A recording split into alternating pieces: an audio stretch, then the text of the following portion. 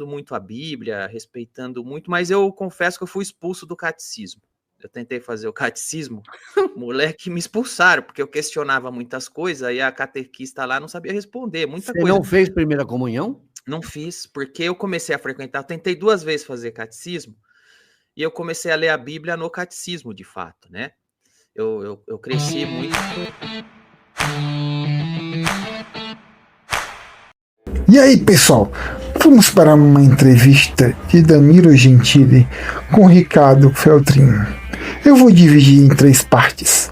Nessa primeira parte, Danilo fala do pai, seu amor por animais e da religião. Fala que na catequese foi expulso pelas suas opiniões sobre a Bíblia. E para acompanhar mais vídeos como esses, inscreva-se, comentem, compartilhem. E o que é mais fácil? Dá um like. Vamos lá ver o vídeo. Lenda, um mito. Peraí. Tá me ouvindo? Tô ouvindo perfeitamente. Aí, vocês estão me ouvindo? Tá todo mundo te ouvindo. Que legal. Poxa, primeiro eu queria agradecer você estar aqui. Deixa eu ver se eu... Obrigado mesmo. Bom, eu esqueci ontem foi seu aniversário. Não, mas não foi sexta ou sábado, nem eu sei. Foi dia 27. Aí, suas antas, bando de anta, ficaram falando aqui, você falou com ele. Não, mas foi, sabe o que é? Eu não fico anunciando meu aniversário, não. Depois que eu passo, eu agradeço um ou outro ali que me deu um negocinho especial ali, só para não passar batido, mas eu nem ligo para aniversário. Começando da vida pessoal, e a tal da Gabi? Qual Aquela dela? Uma gracinha, uma loira que foi lá, que falou que você convidou ela para ir na sua casa e depois no dia você mudou, estava com dor de cabeça. Você sabe muito bem quem é. Quem é, eu não sei, mas quem é? Essa daí é boca aberta, hein? Tá não, doido. Ela fala, linda menina, hein? O que ela é? Ela é cantora. É amiga minha, amiga. É muito bonita aquela menina, hein? É, gente boa, muito boca aberta também. Eu já queria começar. Sua mãe tá bem? Tá tudo bem? Tá tudo em ordem, graças a Deus, minha mãe tá bem. E como é que tá a sua família aí? Eu não tenho família, né? Só eu e meu filho. Eu, meu filho e minha gatinha aqui. Eu sei que você adota gatinhos com problema.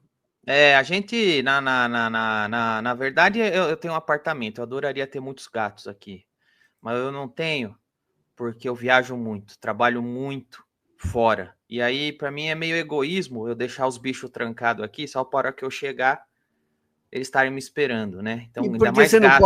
não pode deixar com a sua mãe lá? Então, a minha mãe tem muitos gatos. Minha mãe tem muitos gatos, tem cachorro, e eu adoraria ter no meu apartamento, porque eu adoro gato.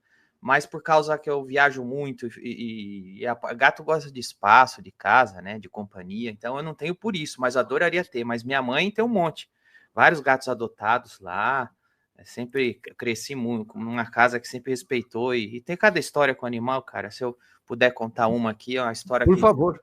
Sabe que uma vez, quando eu morava lá em Santo André, essa história é real, tá, cara? A gente morava lá em Santo André, no lugar... O bairro que era, desculpa, eu era de São Caetano. Só do Parque das Nações. Lá pegando a Oratório. É isso aí. Então você conhece lá como é que é. Um bairro extremamente comum, uma rua extremamente comum, classe média baixa. Fui muito feliz lá. O tipo de rua que molecada cresceu na rua jogando pipa, jogando fubeca, soltando pipa. Fubeca. Né? Eu adorava. Mas sabe o que aconteceu um dia, cara? Um cachorro apareceu na rua que eu morava, paralítico. Não movimentava. Eu nunca esqueço dessa história, cara. Não movimentava as patas de trás. O cachorro. Sinomose. Ele andava arrastando as patas no chão, tava ficando em carne viva. E o meu pai sempre foi uma pessoa muito boa. Meu pai é um cara que tirava dele para dar para os outros. Meu pai sempre foi muito bom, foi uma pessoa muito boa. E minha mãe também sempre gostou muito de animais. Eu cresci numa casa que sempre respeitou muito a vida, assim. E aí, cara, a gente morava numa casa muito pequena, num quarto e sala, não tinha espaço para cuidar do cachorro, mas na esquina tinha um terreno baldio. Meu Deus. Aí meu pai, minha mãe, a gente levou o cachorro pro terreno baldio, fez uma casinha para ele lá, cuidou do cachorro, começou a passar remédio. A gente também não tinha dinheiro para ficar levando em veterinário, mas começamos a cuidar das feridas, passar remédio, alimentar o cachorro, né? Porque o cachorro ia morrer daquele jeito. Era um cachorro vira-lata. Sabe o que aconteceu, cara? Um tempo depois, Ele começou a andar. Não, um cara apareceu na rua perguntando se alguém viu o cachorro dele, porque ele tinha se mudado para o interior e estava desesperado atrás do cachorro. Isso foi alguns meses depois. E a hora que o meu pai falou, tem um cachorro ali, não lembro se foi meu pai, minha mãe, falou, aqui a gente tá cuidando dele, o cara entrou no terreno baldio, viu o cachorro, levou o cachorro embora. Era o cachorro dele? Era, e depois de um tempo ele voltou lá para agradecer com o cachorro andando. Meu Deus. É uma história bem legal. Então, eu sempre cresci numa casa que cuidou de bicho, sempre teve respeito, carinho, e eu tenho também. Eu quero conversar com você uma coisa faz muito tempo. É sobre você. É a primeira vez que eu vejo fumando numa live. Isso é um corrido?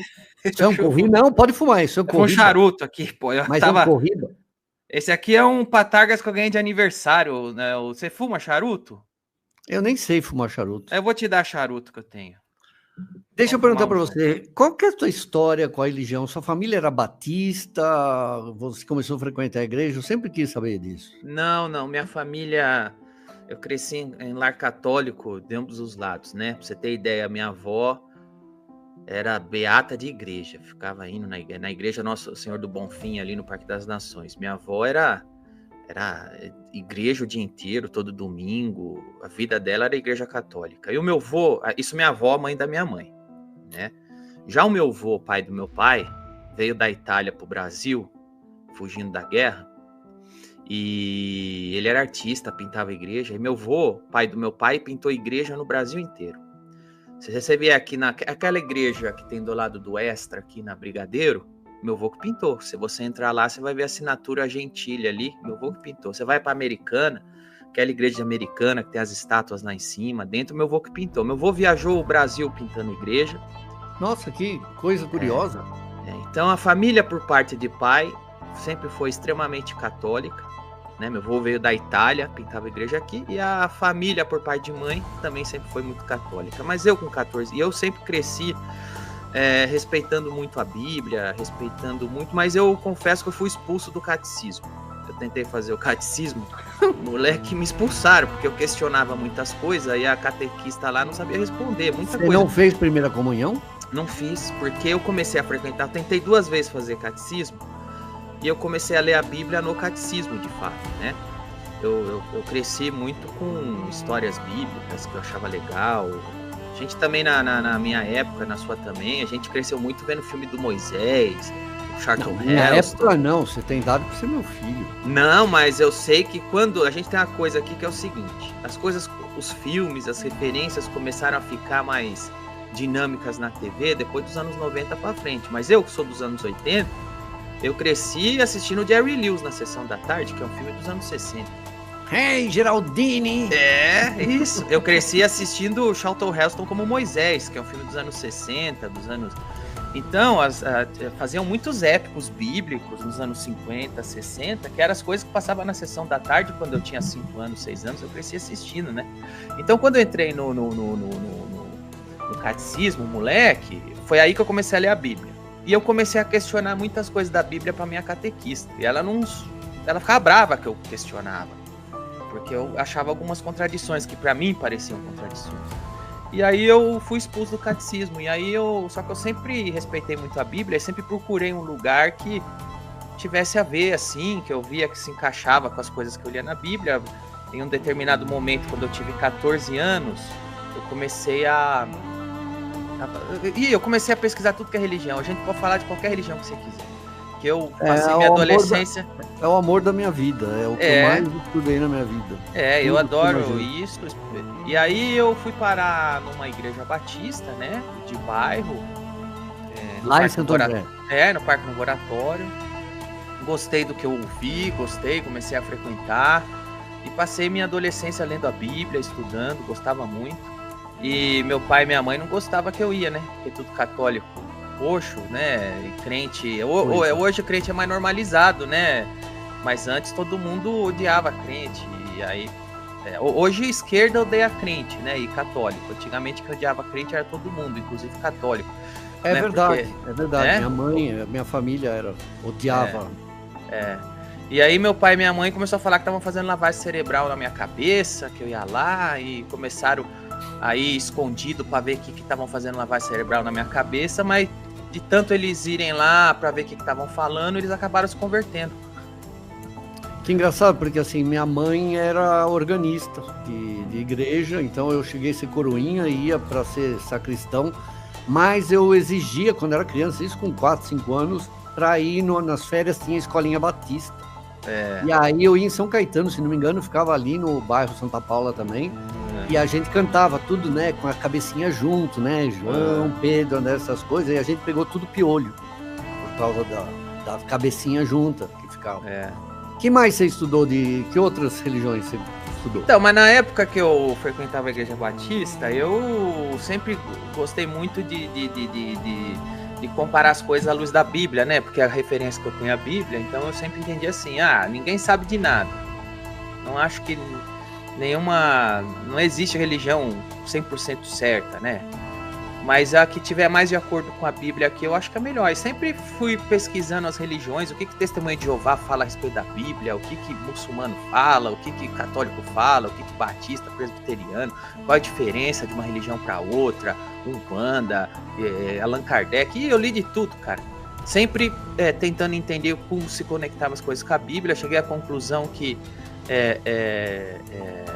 o importante o caminho, a verdade e a vida para mim é Jesus, né? Eu chego à conclusão que existe um Deus só, que é o Deus de Israel mesmo, que chamou os patriarcas e tal. Yahvé. E esse aí, é o YHWH, né? E aí só que o que acontece? Quem me levou a conhecer esse Deus foi todo o trabalho de Jesus, né? Se eu não tivesse o mundo cristão, ninguém ia chegar para mim e dizer que aquele Você não Deus acha real. Possível a pessoa conseguir vamos dizer, a salvação fora do caminho de Jesus?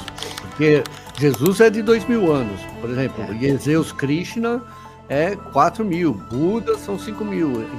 E as pessoas que vieram antes de Jesus, elas não têm chance de se salvar? Exatamente, é o tipo de coisa e pensamento que eu passei minha adolescência toda me perguntando, lendo, indo atrás, essas dúvidas, o que acontece depois que morre, porque tem céu, tem inferno, tem purgatório, a gente só dorme, o que é ressurreição, e quem nasceu antes de Jesus, se só dá para salvar por Jesus, e quem morreu antes de Jesus vir, como é que fica?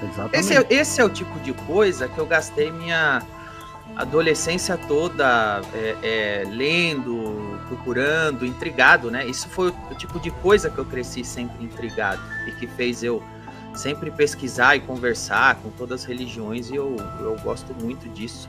Depois de velho, o que acontece? Quando a gente é mais novo, neófito, né? Pra quem não sabe o que é neófito é o recém-convertido. O gafanhoto. E em qualquer coisa tem neófito, em religião, em ideologia política. O cara pega e lê meia dúzia do Marx, ou lê meia dúzia de autor conservador e vira o cara mais chato do mundo. Ele vira o bolsonarista que sabe de tudo, ou o petista que sabe de tudo. Ou o lacrador que sabe de tudo e quem não pensar igual ele é inimigo. Então esses geralmente são os neófitos, né? E tem isso em religião, em visão política. Então quando eu era mais novo, eu me empolguei com a Igreja Batista, com a religião, de certo momento, ainda mais adolescente que já acha que sabe tudo, você acha que sabe tudo. Mas quanto mais velho eu fico, Feltrinho, mais eu vejo que eu não sei nada, né? Mais eu vejo que o melhor que você tem a fazer é entender o core, a essência, o core, assim, a essência. O core, o core, o C-O-R-E, o core do que Jesus, o núcleo do que Jesus vai ensinar. E muitas coisas nós nunca vamos entender. A gente pode. Paulo diz isso, né? Hoje a gente olha como se olhasse para um espelho embaçado, sem entender direito todas as coisas. Mas o importante, o básico tá ali. Ame seu próximo como a você mesmo e ame a Deus sobre todas as coisas. Se você, no mínimo, fizer isso, o resto se resolve, se fecha, né? Mas o Paulo também falava, né? Por que eu faço o mal que não quero e não consigo fazer o bem que quero? Quer dizer, a gente não consegue amar o próximo. Eu mesmo estava falando aqui que dá raiva do brasileiro em geral hoje, que está elogiando até a criação de imposto. É uma ignorância. Isso é uma ignorância gigantesca, né? Mas ser cristão é lutar contra a sua própria natureza todos os dias. Todos os dias eu acredito, eu sei o que é bom, eu sei o que é certo, mas não consigo fazer. São Paulo. Isso é Paulo, mas essa é a vida, né? Então, assim, embora eu saiba o que é certo, embora eu não consiga fazer, eu continuo tentando, né? O cristão não é o que acerta sempre, é o que tá lutando contra sua própria natureza, todos os dias, né? A gente tem que domar, nossa natureza é animal, falha e diabólica, né? E buscar Cristo é buscar a natureza elevada, que é difícil, é viver em luta não contra o próximo, mas contra você mesmo, né? E a gente já fracassa quando a gente luta contra nós, ainda quer lutar contra o próximo, aí ferrou de vez. E aí, o que vocês acham? Danilo Gentili não é um monstro que muita gente tenta passar. Ele tem suas opiniões controversas, mas parece ser uma boa pessoa. Não se esqueça ainda, vai ter mais vídeos do Danilo com o Feltrinho. Para você não perder nada, se inscreva no canal, ative o sininho, dê um like, comentem, compartilhem. Valeu!